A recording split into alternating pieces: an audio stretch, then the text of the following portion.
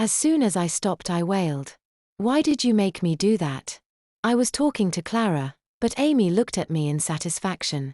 It's what you get for stealing my date, Amy said. And I am sharing the phone with the principal as well. It's all right, said Clara, but I need you to trust me. Let me have control. What? I said, and Clara merged her body with mine. I felt so chilled as all the body heat dropped out of me. Give me back my cell phone, my voice said. My mouth was moving and my throat felt right, but my voice sounded deep and harsh. Amy held the phone above her head and smiled. No way, pissy pants. I felt chilled and I couldn't move. My body wanted Clara out of me and I felt nauseated. I had guzzled too much green punch and I didn't pee it all out when I wet. I threw up and couldn't even kneel to let it out. Instead, Clara moved my chin up and opened my mouth. A stream of vomit flew up and hit the cell phone straight on, knocking it out of Amy's hand. Clara didn't stop. All the students scattered back from me except Amy, who backed up and tried to reach for the cell phone. I saw them back away from every direction because Clara rotated my head in a 360-degree manner that humans just can't duplicate. I then faced forward again and spewed again, but what I spewed was not punch or partially digested food. Instead, a bat-winged demon flowed out of my mouth and straight through Amy and into the girls' bathroom. Amy stood over Maria's cell phone, but she didn't see it at all.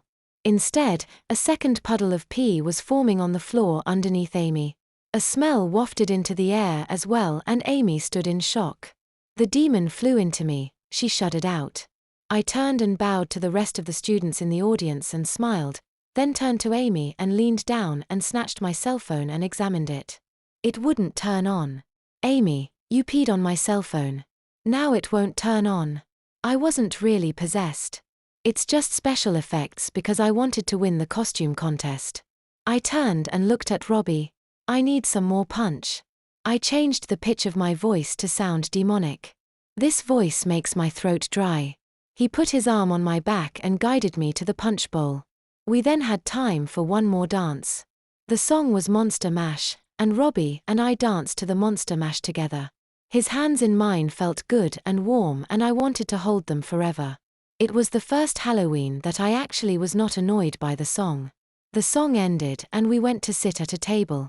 Amy had to walk by our table to leave the gym. She no longer wore her princess dress. Instead, she wore gym clothes and her hair was wet from the showers. She carried a plastic bag with a dress stuffed inside and walked with her head down. Robbie stopped her.